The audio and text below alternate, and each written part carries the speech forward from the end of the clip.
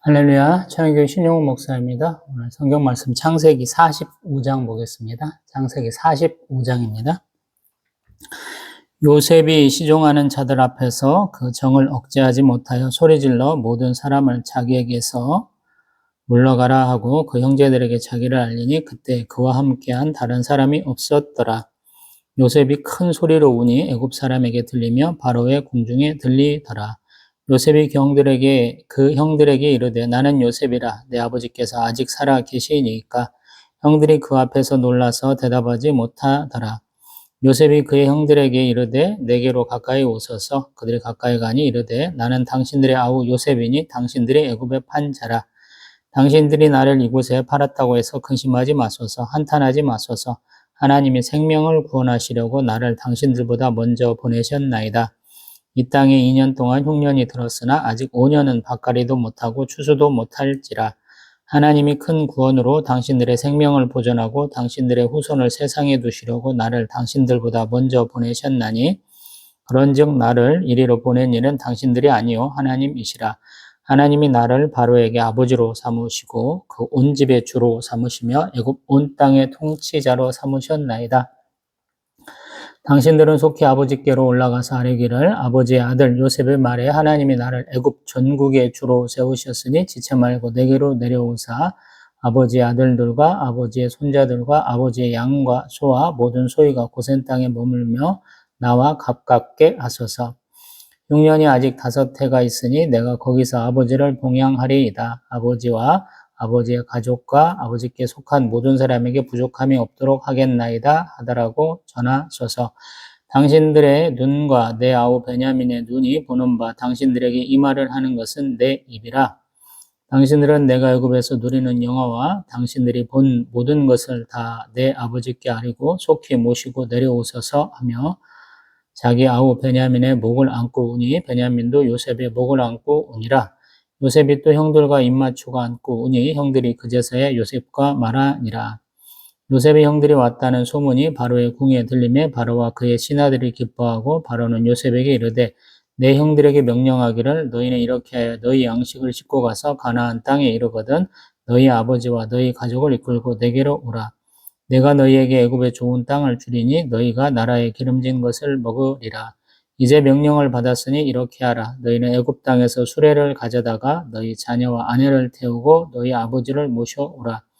또 너희의 기구를 아끼지 말라. 온 애굽 땅에 좋은 것이 너희 것임이니라.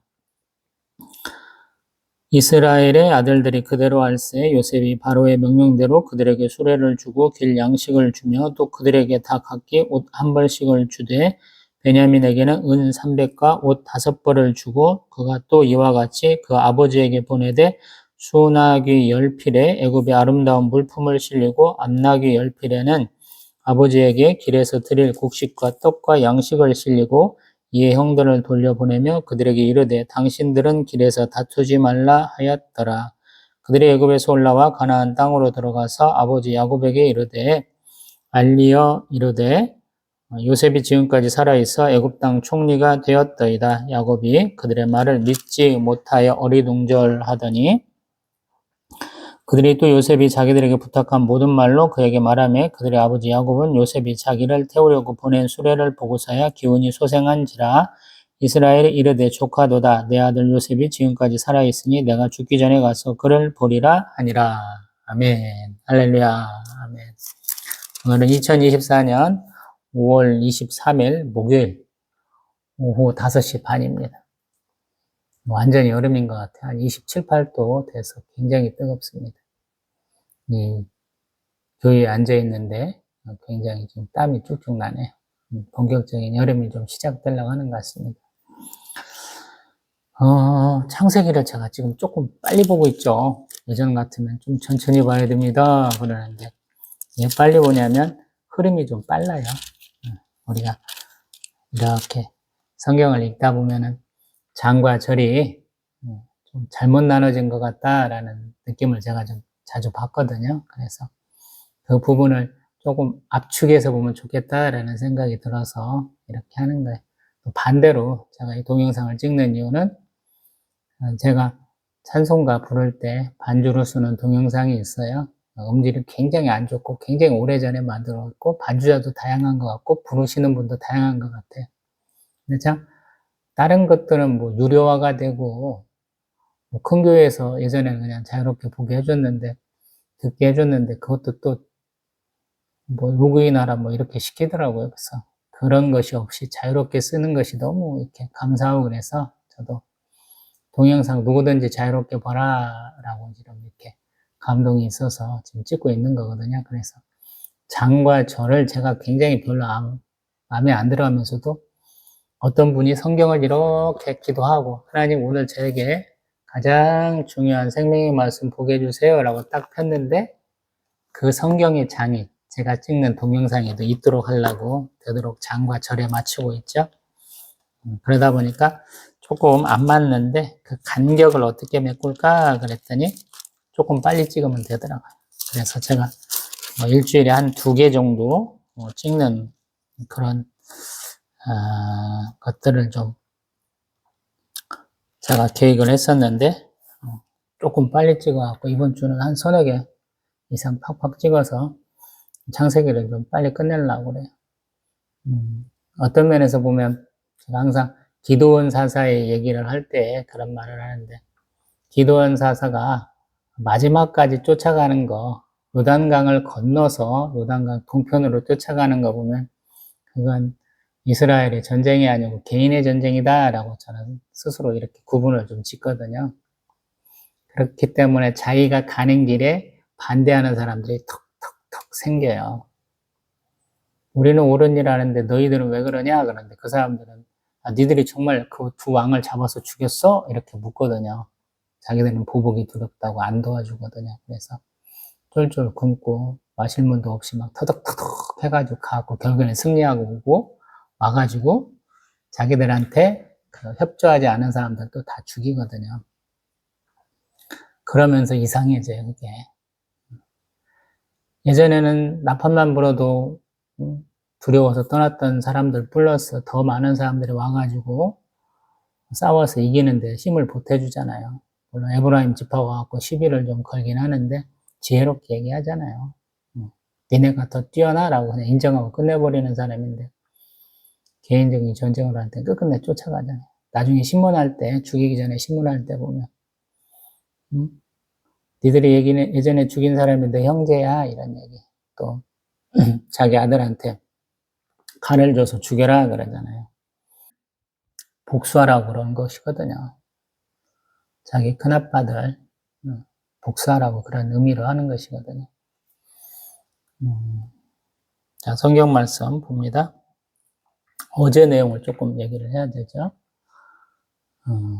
어제는 유다가 베냐민 그 곡식 자루에서 은잔이 발견되었을 때 우리 요셉은 자기가 계획하기를 그래 동생 막내 동생만 내 친동생만 하나 데려가고 다른 사람들은 그냥 보내자 하는 계획을 세웠는데 전혀 다른 일이 벌어지는 거죠. 유다가 아버지의 그 상황을 얘기를 하고 자기가 아버지하고 약속한 얘기를 다 하죠. 그래서 자기는 온전한 외톨이고 형들이 이렇게 미워해서 버린 줄 알았는데 사실은 그렇지 않다라는 거예요. 우리 어떤 사람이 굉장히 사랑해 주다가 갑자기 냉담해지거나 아니면 뭔가 일이 있어서 소원해지면 자기가 미움받는 것 같다는 생각이 들잖아요. 우리 영국에 천일의 앤이라는 것이 있어요. 우리 어떤 여자를 왕이 굉장히 사랑해가지고 짝사랑하는데 그 여자가 굉장히 냉담하거든요. 근데 어느 한순간에 왕한테 그냥 넘어와가지고 왕을 사랑하게 되니까 반대로 왕은 굉장히 여자를 싫어하게 돼요. 우리 성경에도 비슷한 얘기 있어요. 우리 다윗의 아들 중에 하나 암논이 있잖아요. 암논이 우리 압살롬의 누이 동생 다말을 굉장히 좋아하잖아요. 배달의 여동생을 왜 좋아하는가 모르겠지만 굉장히 이쁘다라고 생각해서 끙끙 앓으니까 나쁜 놈이 가서 꼬시는 방법을 가르쳐 주잖아요. 아픈 척하고 와서 병수발 좀 들라 그러는데 병수발 들을 때 갑자기 이렇게 나쁜 짓을 해서 자기의 욕정을 풀긴 풀었는데 그 다음에는 바로 그 욕정이 팍 식어가지고 그냥 쫓아내버리잖아요. 다말이 그러잖아요. 네가 나쁜 일을 했는데 더 나쁜 거야. 나를 쫓아내는 거. 그럼에도 불구하고 쫓아내버리잖아요. 그래서 나중에 압살롬이 막 2년 후에 자기 부하들 데리고 죽여버리잖아요. 사실은 그렇거든요. 그래서 아마 아버지에 대한 그 서운함, 또 형제들에 대한 서운함이 여러 형제들도 얘기했겠지만 이 유다의 그러한 내가 당신의 종이 되겠습니다 하는 얘기를 듣고 그냥 쭉 녹아져서 그냥 풀어지는 것 같아요. 우리가 어떤 사람의 얘기를 듣다 보면 내 얘기인 것 같아서 마음이 이렇게 착 가라앉기도 하고 그냥 확 풀려버릴 때도 있잖아요. 지금 유다가 지금 그런 것 같아요. 자기의 목숨을 건 얘기를 해주잖아요. 나는 이 동생 하나를 위해서 목숨을 걸었어요. 이 얘기를 해주는 거예요, 지금. 내가 담보물이 되겠습니다 했잖아요. 루벤은 내가 두 아들을 아버지께 드릴게요. 뭐 이런 스타일인데, 유다는 내가 담보물이 되겠습니다. 그래서 내가 책임지겠습니다. 그랬으니까 내가 당신의 종이 될게요. 하고는 얘기하고는 막내 동생을 좀 보내주세요. 하니까 마음이 훅 풀어가져가지고 눈물이 뚝뚝뚝뚝 나오고 막 그냥 이렇게 소리를 팍팍 질러가면서 온다라고 이제 대성통곡을 하는 것이잖아요. 이것은 자신의 마음이 풀어진 것도 있기도 하고 또 한편으로는 미안하기도 하고 그런 것이죠. 형들을 너무 오해했다라는 거예요. 유다가 자신을 종으로 팔자라고 그랬을 때 그것이 그냥 돈이나 벌자라는 의미로 많이 오해했을 수 있는데 그 종으로 팔자라는 것이 동생의 생명을 구원하기 위한 구하기 위한 것이었다는 것을 이때 또 우연찮게 또 깨닫게 되는 것이죠. 우리가 항상 한국말에는 아다르고 오다르다 그러잖아요. 상황에 따라서 해석이 많이 바뀌잖아요. 또 내 마음에 따라서 서운하게 듣기도 하고 그냥 듣기도 하고 그런 것이잖아요. 이때 요셉의 마음이 확 바뀌어가지고 풀어졌다라는 거예요. 우리 사람이 안에 있던 것들은 좀 터트려야 되잖아요. 많이 울어야 되고 많이 웃어야 된다 그러거든요. 저도 목회 초 주반까지 한 4, 5년까지 개척한 지 한 4, 5년까지는 많이 울고 많이 웃었던 것 같아요. 지금은 한 3년간은 계속 아파서 그런지 그런 웃음과 울음이 많이 사라진 것 같아요. 많이 울고 웃어야 돼요. 우리의 삶은. 우리의 감정도 표현해야 되는 거예요. 요셉이 우는 소리가, 통곡하는 소리가 우리 바로의 궁에도 전달이 됐고 형들도 굉장히 당황하는 상황이 되는 것이죠. 이게 뭔 상황인지 모르는 거야. 그래서 요셉이 애굽 사람들은 싹 쫓아내고 자기 형들 앞에 가서 얘기하는 내용이 있잖아요. 3절 이하로. 내가 요셉이에요 라고 고백을 하는 거예요. 여태까지는 몰라봤다라는 거예요. 제가 왜 첫 번째 형님들이 왔을 때 요셉을 몰라봤을까? 그러니까 애굽 사람들은 일단 면도를 해야 돼요. 그리고 아마 지역적 특성이기도 하고 종교적 특성일지도 모르겠는데 좀 화장에서 분장에 가까운 것을 하는 것 같다라는 말씀을 한번 드려봤죠. 우리가 건조하면 뭐 바를까요? 라는 거예요. 화장품을 좀 발라야겠죠. 수분 이렇게 유지를 위해서. 아마 옷도 다르게 입어야 되고요. 복장이 가장 그 신분을 나타내잖아요. 그리고 말하는 거, 또 걸음걸이가 좀 달라져야 되잖아요. 그래서 또 고이 직에 올라갈수록 거처하는 공간, 또 자기가 사물을 보는 공간이 점점 커지죠. 우리 가끔씩 그 중세나 이렇게 서유럽의 어떤 비싼 좀 고급진 어떤 저택에서 얘기하는 거 보면 두 사람이서 식사를 하는데 식탁 거리만 한 10몇 미터 되는 것 같아. 저 끝에서 식사하는 경우가 있잖아요. 여기도 아마 그럴 거거든요. 같이 형들하고 식사를 했어요.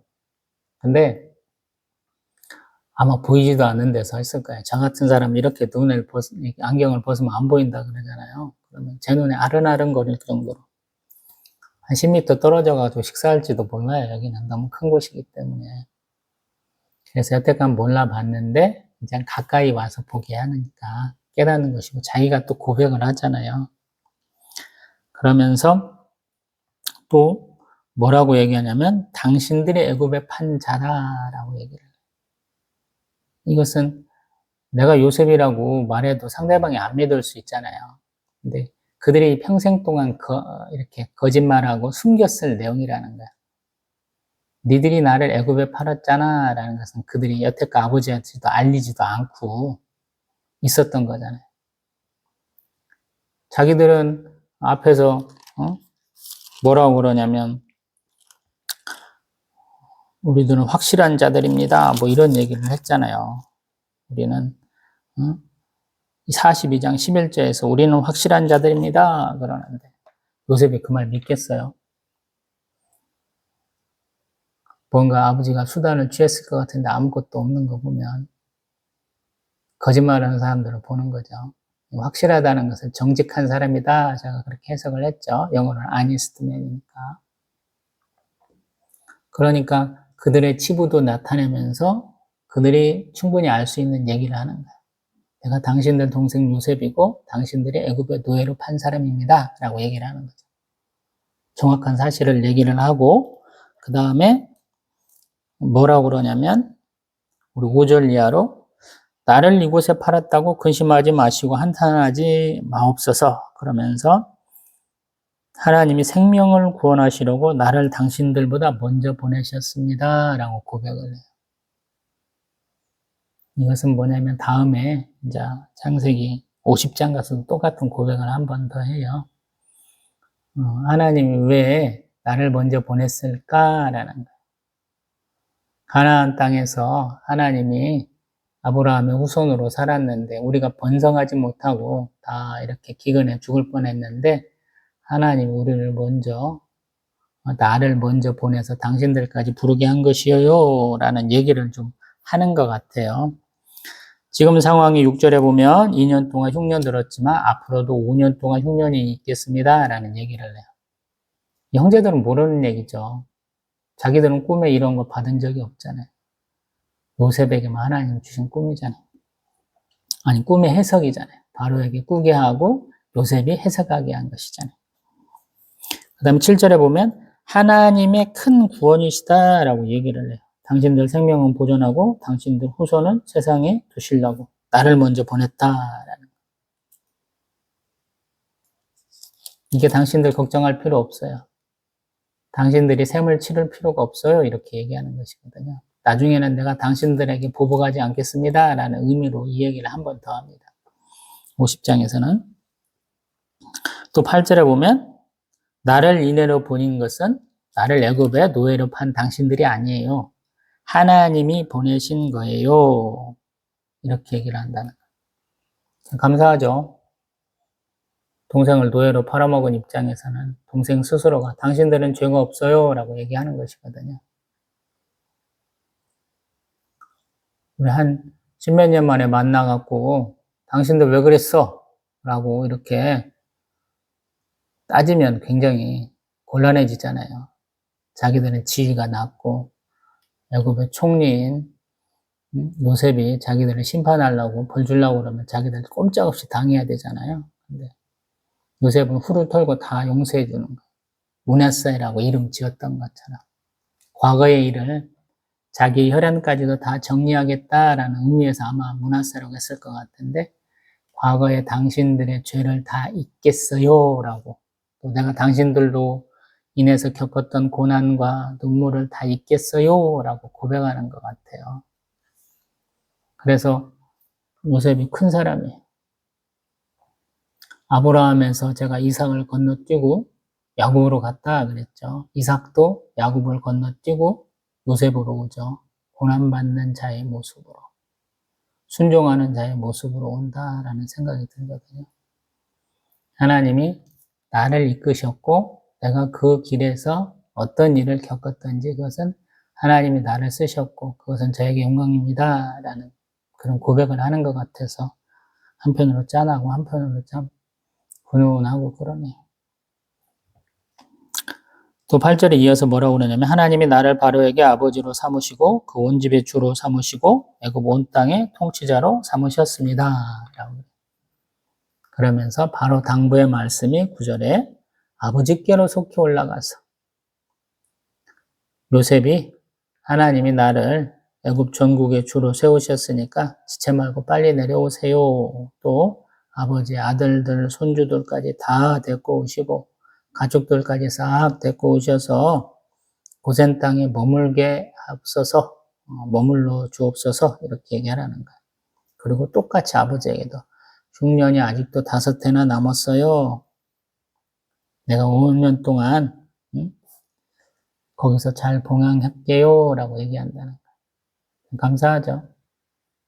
요셉이 똑똑하고 결단력이 있어서 아무리 일이 어느 정도 이렇게 끝날 기미가 보여도 확실하게 좀 혼내치고 뭔가 당부의 말씀도 하고 막 이런 거 할 것 같은데 그냥 요셉은 그냥 다 그냥 자기 선에서 끝내버리는 거잖아요. 네 탓이요, 내 탓이요 하는 게 아니고 다 하나님이 주신 은혜예요 이렇게 하고 끝내버린다는 거죠.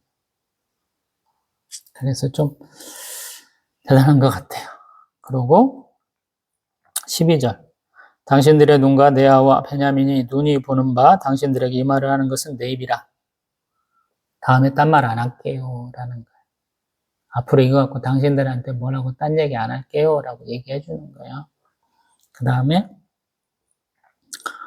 내가 어떻게 사는지 한번 좀 다 보았으니까 빨리 가서 아버지께 아뢰고 데리고 오세요 라는 거예요. 과거는 다 있고 우리 행복하게 살아요 이 얘기랑 똑같거든요. 그러고는 베냐민 안고 울고 베냐민도 같이 울고 형제들도 같이 울고 그러고는 이제 형제들이 요셉과 말하게 됐다라는 거예요. 놀라서 말 못한 거예요 사실은. 여태껏 꿈도 못 꿨으니까요. 동생은 죽었다라고 생각하는 거예요 자기들도.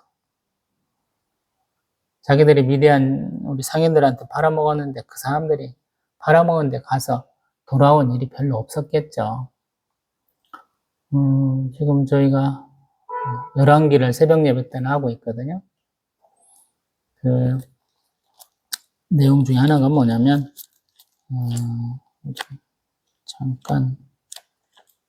잠깐 가볼게요.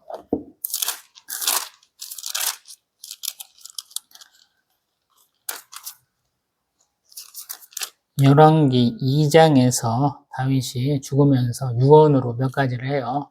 첫 번째가 힘써 대장부가 돼야 된다. 두 번째가 여호와의 율법을 잘 지켜야 된다. 세 번째가 요압 살려두지 말라. 넷째가 바르실레의 아들을 선대해라.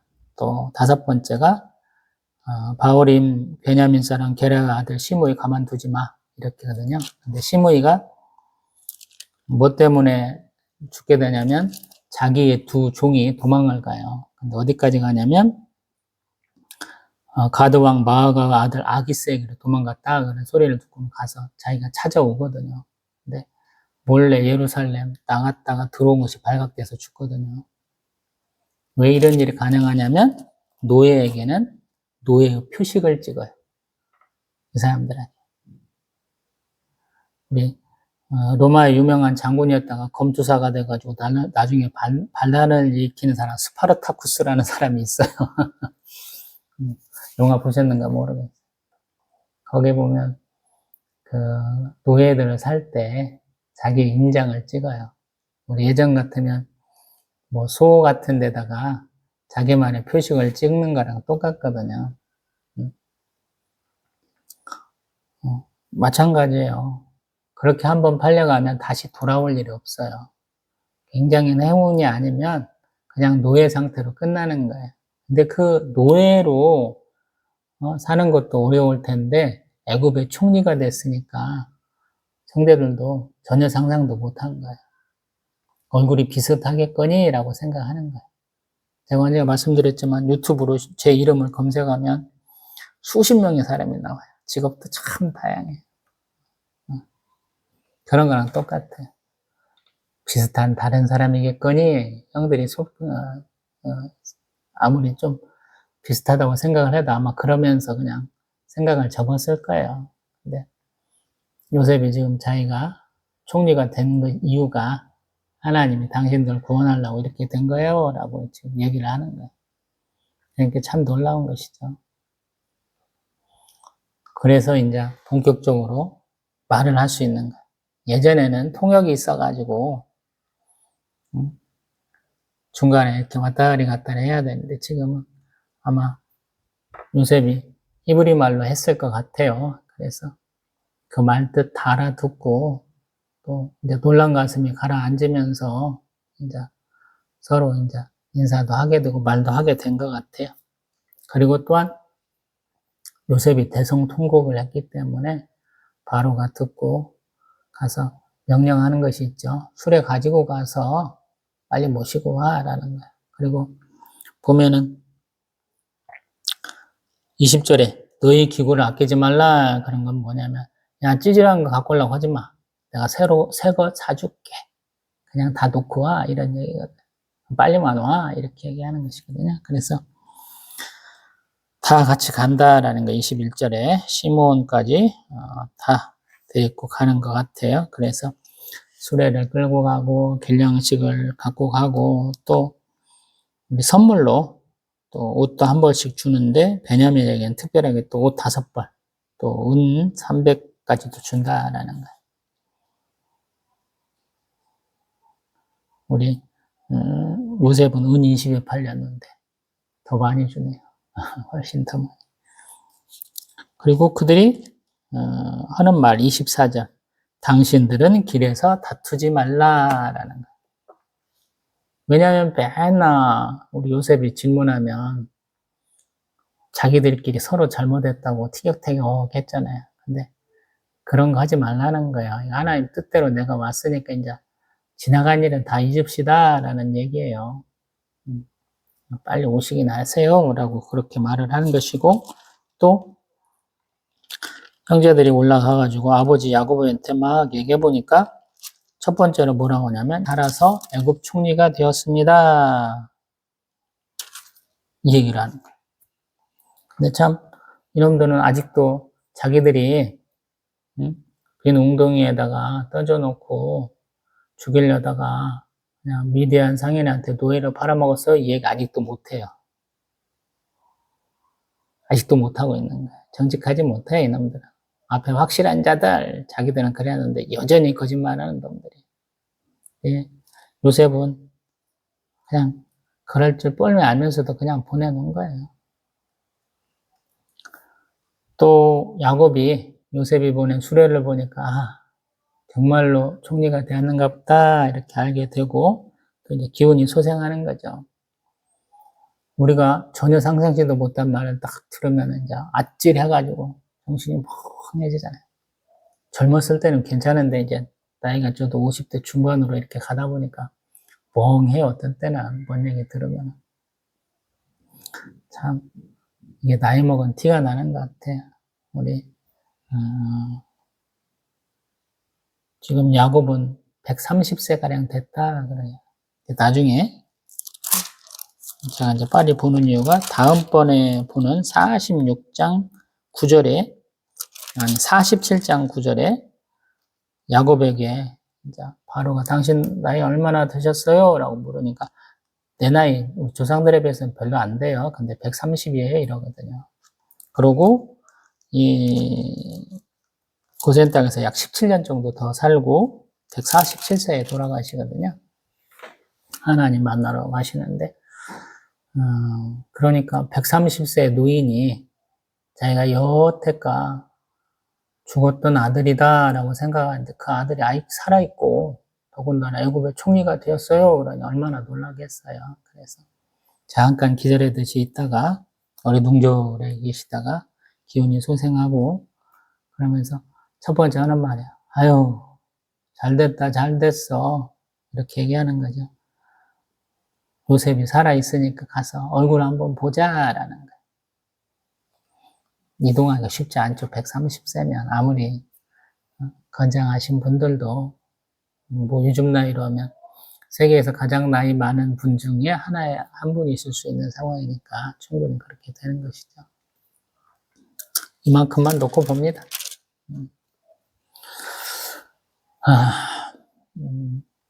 용서는 조건 없는 용서예요, 항상.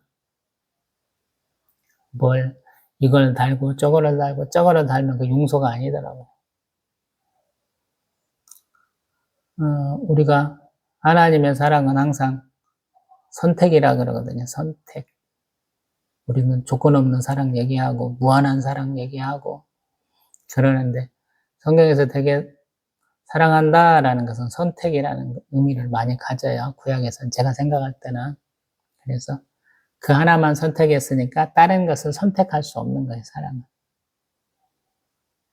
그래서 그 사랑에 온전히 집중하는 것이죠. 하나님도 나중에 이제 우리 질문들을 많이 받죠.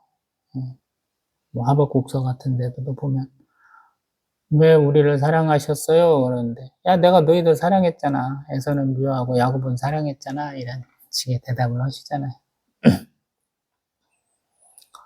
지금 제가 요셉의 그 마음을 여러 가지 감정을이라고 하면서 양가 감정도 있다, 사랑도 있다, 미움도 있다. 사실은 미움도 아니고 무관심이다. 뭐 별의별 얘기를 많이 하고 있잖아요. 근데 우리 야곱은 사랑하기로 한 거예요. 형들을 다시 사랑하기로, 아버지를 다시 사랑하기로 마음먹은 거예요, 사실은. 그래서 다른 것들을 다 내려놓은 거예요. 그리고 그러한 사랑을 느끼게 된 것은 하나님이 이렇게 하셨어. 하나님이 선택하시고 하나님이 사랑하셨어. 이런 걸 깨달은 것 같아요, 사실은. 저도 세상에서는 완벽하게 실패한 사람이라 세상적인 일에 이제 관심이 없을 때 이렇게 교회를 해봐야겠다라는 이런 감동도 있고 욕심도 생겨갖고 개척 9년 차잖아요. 한편으로 참 감사한 것 같아요. 제가 그냥 세상에 더 열심히 살아가지고 제가 목표로 했던 것을 이뤘더라면 그 삶은 행복했을까 싶거든요. 제가 좋아하는 것은 아마 농사를 짓는다든가 시골 땅에서 아니면 꽃장사를 해본다든가 이제 두 가지였던 것 같아요. 제가 30대 중후반에 선택할 수 있는 것이 그런 것밖에 없었기 때문에 근데 하나님은 다른 선택지를 주시더라고요. 하나님의 명령대로 살 거냐 하나님이 계획하신 대로 살 거냐라는 그런 감동을 주셔서 제가 죽을 때까지 충성하겠습니다 하고 여기까지 왔어요. 아마 감사한지 몰라요. 세상적으로 살았다면 벌써 저는 뭐 살아있지도 못했을지도 모르는데 감사하게 이렇게 성경의 말씀들을 이렇게 읽고 제 의견도 이렇게 당당하게 말해볼 수 있는 것 같아요.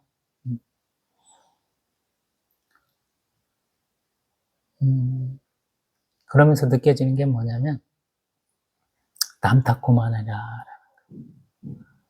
하나님의 사랑을 깨달으면서 다 내 탓이다라는 생각을 가장 많이 해요. 왜 그러냐면 남에게 대접받고자 하는 대로 남을 대접하라. 이게 산상수훈의 핵심 중에 하나잖아요. 그것이 율법이 선지자다라고 예수님 말씀하셨잖아요.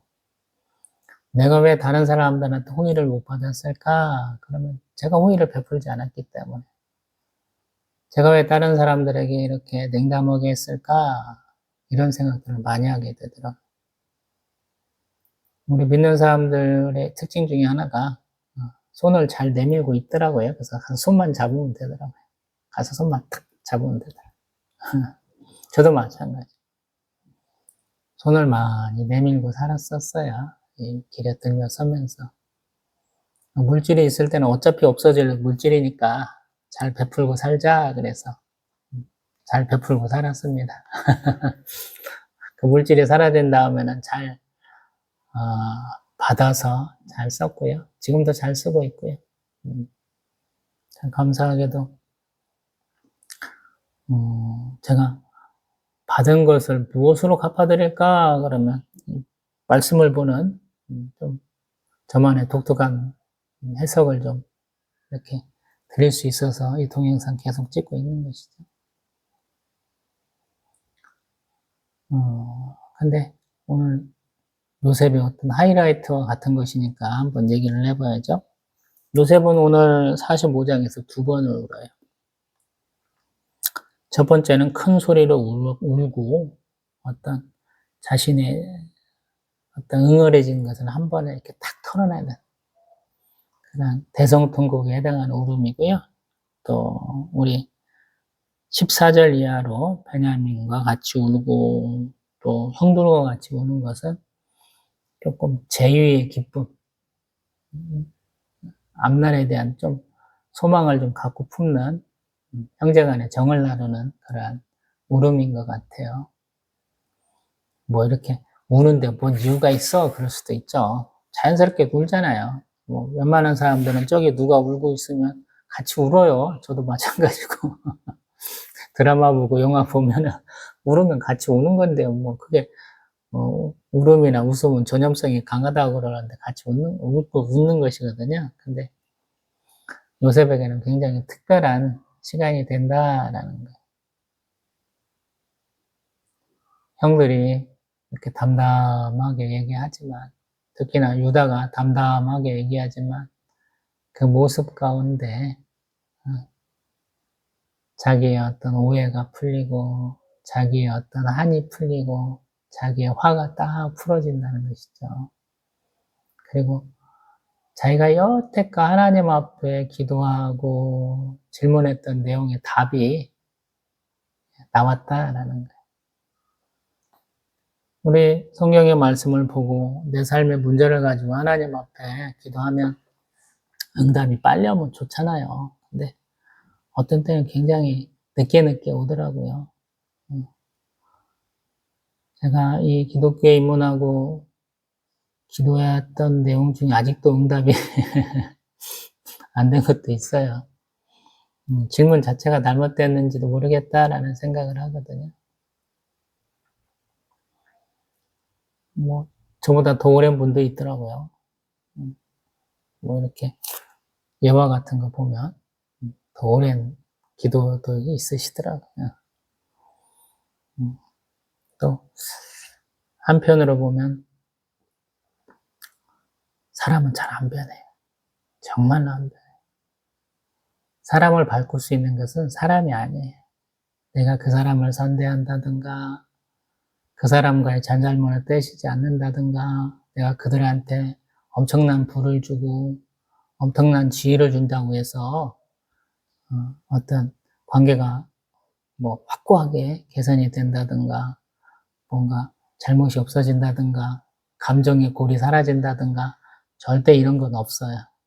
제가 생각할 때는 하나님만이 알 수 있어요. 그래서 저 같은 경우는 조금 더 냉담하게 얘기하죠. 예전 같으면 뭐 부교육자 사역할 때 담임 목사님이 저한테 기도 리스트를 주죠. 이 사람들을 놓고 기도해 그러잖아요. 어떤 때는 우리 교회에 다니지도 않는 사람이에요. 예전에 다녔다가 옮겨가거나 그런 사람이에요. 근데 목사님들은 소위 때려박는 기도들을 너무 좋아하시기 때문에 밑도 끝도 없이 기도하라고 그러시더라고요. 전 밑도 끝도 없이 기도했어요. 근데 이 목회를 계속 하면서 조금씩 깨달아지는 게 뭐냐면 어떤 사람을 축복하시고 어떤 사람을 하나님이 사랑하신 것은 그 온전한 하나님의 뜻이다라는 거예요. 그렇기 때문에 내가 안 해도 된다, 해도 소용없다라는 개념이 아니에요. 이거는 조금 달라요. 우리 이스라엘 백성을 위해서 적극적으로 기도하고 하나님 앞에 간구하고자 하는 에레미야 선지자가 있죠. 근데 그 에레미야 선지자에게 하나님이 기도하지도 말고 복을 빌지도 말라 이렇게 한 3번에 걸쳐서 말씀하셔요. 참 아이러니컬한 거죠. 몇 차례나 제가 말씀드렸습니다만 하나님 앞에 질문하려고 선지자들 앞에 나오면 니들은 질문할 자격 없으니까 저리 가. 이런 경우도 있거든요. 그래서 항상 내가 질문할 자격이 되는가, 또 내가 하나님께 드리는 질문이 정말로 질문에 가치가 있는가를 먼저 좀 고민을 해보세요. 그리고 감동이 있으면 확고한 믿음이 오면 한 번만 기도하면 됩니다. 제가 경험한 거예요. 굳이 막 중원, 부원 막 때에 따라서 막 응답될 때까지 막 통성 기도로 막 안 하셔도 돼요. 제 경험상으로는. 한 번 정도면 충분합니다. 형들을 용서했어요, 이때. 요셉이. 하나님의 계획하심으로 내가 먼저 왔으니까 다음에 가타부 때 얘기 안 할게요. 그러는데 50장에 가면 똑같은 얘기 형들이 또 한 번 해요. 아버지가 아마 헛만도 없을 텐데 아버지를 그냥 빌어가지고 우리 한번 용서해 주래요. 이 얘기까지 또 한번 단체로 와서 하거든요. 한국 사람들 맨날 그러잖아요. 사람은 안 바뀌어. 고쳐 쓰는 거 아니야? 뭐 이런 얘기 하잖아요. 어쩌면 그렇기 때문에 우리가 하나님이 창조하실 때 종류대로, 각기 종류대로 만드셨는지 모르겠어요. 그래서 사람을 신뢰의 대상으로 삼지 말라 그러잖아요. 제가 이사야 2장 22절 굉장히 많이 얘기했죠. 여기서도 동영상도 한두 차례 얘기했는데 인생을 의지하지 말라. 그의 혹은 코에 있나니 새말가치가 어디 있느냐. 사람 의지하지 마세요. 그리고 요셉처럼 잊어버리세요. 가치도 없는 일이라고 그래서 자신의 그 고난에 대한 20년의 세월을 툭 털어버리잖아요. 근데 야곱이 죽을 때 한 17년을 더 산다고 그랬잖아요. 고센 땅에서. 근데 그 시간이 지나고 형들이 똑같은 얘기 또 한다니까요. 참 이상해요. 그래서 제가 항상 또 하는 말, 거짓말하지 마세요. 그래. 똑똑한 사람만 거짓말할 수 있다고. 내가 어떤 때 거짓말했으니까 그것을 진실되게 만들어야지, 내지는 그것이 거짓말인 채로 놔둬야지 이런 걸 못 한다니까요. 거짓말이 거짓을 또 낳는다니까요. 아버지한테 솔직하게 고백하고 잘못했어요 하고 두들겨 맞고 혼나고 그랬으면 이런 걱정 안 할 텐데 지금 오는 장면에서도 아버지한테 얘기 안 하잖아요. 짐승이 찢겨 죽였다고만 거짓말한 걸로 그냥 끝까지 밀고 가잖아요. 요셉이 살아서 애굽의 총리가 되었습니다. 그 얘기하잖아요. 중요한 사실은 빼먹잖아요. 그래서 성경이 그냥 천천히 그냥 아무 생각 없이 읽으면 참 은혜로운 얘기로 가득해요. 축복의 말씀만 막 수백만 가지 있다고 하시는 분이 있더라고요. 좋은 거예요. 근데 천천히 이렇게 띄엄띄엄 쉬엄쉬엄 읽었다 보면은 굉장히 무서운 책이에요. 인간사를 그냥 다 비춰져요. 우리의 심리를 너무 다양하게 다 비춰져요. 하나님 우리를 불꽃 같은 눈으로 지켜보시는 통찰하신 하나님이시로 우리가 인식하게 돼. 내가 의도하진 않았지만 자연스럽게 범하는 죄, 실수에 대한 것도 하나님은 다 아신다라고 말씀하시는 거거든요. 그래서 항상 하나님 앞에 생명책, 행위책이 있다 그렇게 유대인들은 믿었고 우리도 그렇게 그 사상을 이어가고 있잖아요. 생명책에 이름이 있어야 예수님이 우리를 살려주셔요. 하나님 앞에서 그 사람은 하나님이 백성이 하나님의 자녀예요. 그러잖아요. 근데 그 사람도 행위책 안에 뭔 짓을 했는지 싹 써있다는. 그래서 부끄럽지 않게 살아야 된다는. 저는 부끄러운 게 많아갖고 지금 이렇게 고백하고 살아요. 저같이 사시지 말라. 지난번엔가 우리 부자와 거지에 대한 내기를 했죠. 부자는 생전에 행복하게 풍족하게 잘 살았는데 거지는 죽어가지고 하나님 아브라함의 품에 있고, 부자는 지옥불 가운데 있잖아요. 불 가운데 그냥 물 한 모금만 마셨으면 좋겠다 그래서 나사로 좀 보내가지고 제 혀끝에 물 한 방울만 떨어뜨려 주세요 그러잖아요. 얼마나 물이 먹고 싶었으면. 안 된다 그러잖아요. 구렁텅이가 있어 그러잖아요. 참 신앙생활은 어려운 것 같아요. 성경도 참 어려운 것 같아요. 예전 같으면 제가 이런 해석을 못하고 이렇게 말씀 못 드렸을 것 같아요. 자꾸 아프고 힘들다 보니까 제 몸이 죄짓지 않고 살아야 됩니다. 또 하나님 만나러 갈 일 점점 가까워지고 있으니까 하나님 앞에 가서 부끄럽지 않도록 죄짓지 않아야 됩니다. 이 얘기를 더 많이 하게 되는 것 같아요. 그리고 또 제가 항상 하던 말, 하나님은 나의 죄, 나의 실수를 변화해서 좋은 것으로 쓰신다라는 거예요. 우리 이제 이사야에서는 토기장의 비유, 에레미야서 같은 경우는 토기장의 비유로 많이 쓰시는데, 하나님 뜻으로 쓰는 것이지 내 뜻대로 만들어지는 거 아니거든, 내 인생이. 그래서 좀 한번 심각하게 고민을 해봐야 돼요. 많은 분들이 살아지는 대로 사시는데 그것도 하나의 방편이긴 해요. 근데 좀 작아가신다면 한번 고민을 해봐야 돼요. 똑같은 아들내미인데 요셉과 다른 아들들은 좀 이런 차이가 나느냐 한번 고민을 해볼 일이거든요. 처음부터 태어나는 태생이 달랐어 이렇게 얘기할 것인지, 아니면 자기들 삶의 자리에서 최선을 다해야 되는지 한번 고민해 볼 문제인 것 같습니다. 46장에서 또 뵙겠습니다.